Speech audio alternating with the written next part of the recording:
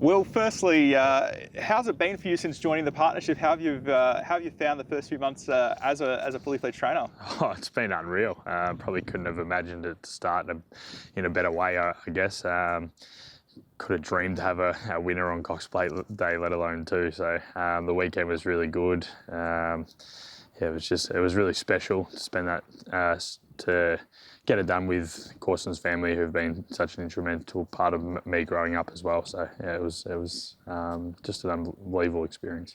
You mentioned those two winners on Cox Plate Day. Barrack Hill, so impressive, and we'll see him later in the carnival. But Bitter Creek was good to see him do that under that penalty as well in the red anchor. He goes back on Saturday again to the Coolmore Stud Stakes. I mean, he's a horse that's always had so much ability, hasn't he? Yeah, he has. His 2-year-old season was unbelievable. His only failures came behind really good horses. He ran a second behind Growing Empire at the Valley, and we've seen what he was able to do, and he just kept bumping into a superstar in Broadsiding. So yeah, his first up run left us speechless. We couldn't come up with a reason for why. We thought it was the wet track, and getting a dry track on Saturday, we were so nervous. The fact that he might be in a colt, I've learned something from that experience that took him the wrong way, but he didn't. He bounced back in true form of a good horse, and he was able to get the job done. It's a hot Coolmore Stud Stakes, but again, he's a horse that has always raced against the best, and as you say, horses like Growing Empire, who he'll meet again on Saturday. Yeah, it's an unbelievable Coolmore, really. I think half of these, if they found themselves in another year, they'd probably be the winner. But yeah, it's a hot race. There's a lot of horses in it to be scared of, that's for sure. We're not going in there thinking we're just going to be able to win it, but he'll acquit himself so well. He tries his hardest. He obviously drops that 1.5 kilo and meets them at level weight. So it's just, when they're all at level weights, it gets to prove who's the best, and hopefully he can come out on top. And another one going in a Group 1 is Lady in Pink in the Empire Rose. Good to see her win that Tristark, and we know that the Tristark is the best guide to the Empire Rose. Yeah, she's going terrific. She finally drew a gate, which helps in racing. We hope we can get another one on Saturday, but yeah, she was unbelievable, especially to do it over 1400, which is unsuitable distance for her. She's going to improve as she continues to step out, which she gets the added 200 metres. But yeah, it's another race where it's going to be, you got to be at your best when you get to these Group 1s, and she's definitely going there in good order. So yeah, it would mean the world to the owners and us to get a Group 1 there with her. But yeah, she's a very nice horse, going very well. One horse who's not in a Group 1, but we've seen him in Group 1s around the world, is the Astrologist, a horse that people in Hong Kong will have seen quite a bit of. He's an old marvel, isn't he? Yeah, he just goes to the races and tries his heart out. He's an 8-year-old gelding, but at the moment, if you've seen him around the stables, he thinks he's a 3-year-old. He's bouncing out of his skin. He's actually been like that for the whole preparation. We've just found wet track after wet track within this campaign, which his form's okay on, but he's definitely better on top of the ground, so he's going to get that on Saturday. We're stepping up to the 1400, which his last win came over 1400 in Ascot in a Gold Rush, so it's a hot race. It always is this time of year. You can't hide, but he'll be there to acquit himself well. And as you said, he has won that 1400 at Ascot over in WA, but do you think nowadays as well, just getting away from the straight, getting onto the turn, just might be the way to just keep him interested and keep his head in the game? I hope so.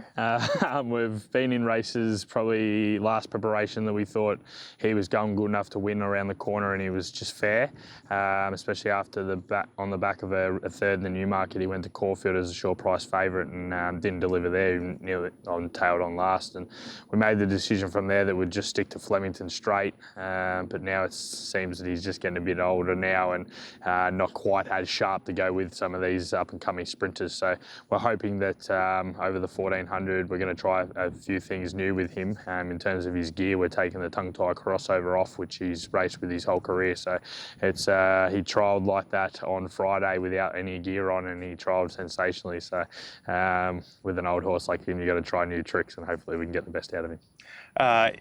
You've got In Her Eyes going around in the Wakeful, backing up off the third on the weekend at Group 2 level.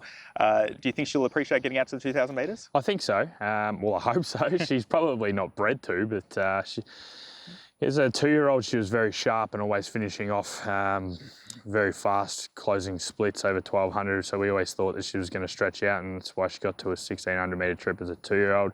We thought the mile was going to be her best distance, but the way she's still coming on the line on the weekend over the mile suggests that she could get further, and we're going to hope so. We're going in there not with any, any thoughts that we're just going to go there and win, but she'll acquit herself well. She always does. She's a filly that tries, and unfortunately she's got a racing style that is hard to win. Coming from all the way back last, she just has a habit of getting out a bit slow and slow to much to speed, but that's why we think the 2000 will suit. They won't go as hard in the first couple of furlongs, and if she can find herself a little bit closer, I think she'll be there to run on. Marble 9 goes to the Rising Fast Stakes, 1200 metres. A horse who he just seems to keep showing up and keep racing well generally. Yeah, he's a very fast horse. His form's been very good, and if you look to his first run down the straight where he ran second behind Right to Party, who's going to go around in a champion sprint as a good chance, I think that warrants that he handles the straight track fine. So that's what we identified a few weeks out after a jump out that was terrific at Flemington. So he's heading in very good order. But again, it's the pinnacle race day of the Flemington Carnival. You can't hide in any of those races. So he'll be up against the best, and hopefully he can good himself well. And you mentioned Supercilious might be going to the Vanity. What will determine whether she lines up? Yeah, she had a little bit of a setback after her first up run. So we've had to go into last weekend a bit underdone, but she still finished off really well. The question mark for us is just whether she needs a bit more time. We want to obviously get her to 1,000 guineas, but we will either run in the Vanity or give her a few more days and run in the Amanda Elliott on Cup Day. So the decision will be made a bit later on today. We'll probably accept and even give ourselves a little bit more time and just see how she comes through at this point in time. That we don't see an issue with it, but it'll be based on her work on Thursday. Whether she just needs that few more days will determine that. But it's finding the right lead up run into the 1,000 guineas with a bit of a setbacks proving a little bit difficult, but yeah, we'll try everything we can to get her there. And finally, you mentioned it being such a pinnacle race day. What does it mean as a Flemington trainer and as a young trainer to be able to be so well represented on Penfolds Victoria Derby Day? Yeah, so I've got to pinch myself, to be honest. After the weekend we've just had, you kind of think, oh, they're our chances, but to be able to leave that race day and think, oh my God, what's to come next week, and walk into such a big race day with so many horses to represent the stable, it's a testament to what the team's done at home. We can't do it without them. They work so hard, and these results mean a lot to them, and you would have seen a few of them on the top of Troy's Head after Barrack Hill won on the weekend. So we'll be well represented by horses. Most of our staff will be there to enjoy the day, and a winner on Derby Day would mean a lot. One more. I know I said that was the last one, but I do have one more. As a young trainer, we love seeing in Hong Kong, especially the Hong Kong punters love seeing young trainers coming through. Any chance we'll see you in Hong Kong one day, either with a horse from here or even potentially training in Hong Kong? Oh, wow. I'd love to. I haven't been to Hong Kong yet, but it's something definitely on the bucket list. I want to get there for sure. To have a horse represent me and the Corson's family there would be unbelievable. And if Barrack Hill continue on his ways, maybe next year it could be looked at. So it definitely won't be shied at if we can get a horse good enough. And if I ever got the opportunity to go train over there, I would definitely be looking at it with open eyes, and I'd probably be leaning towards going there for sure.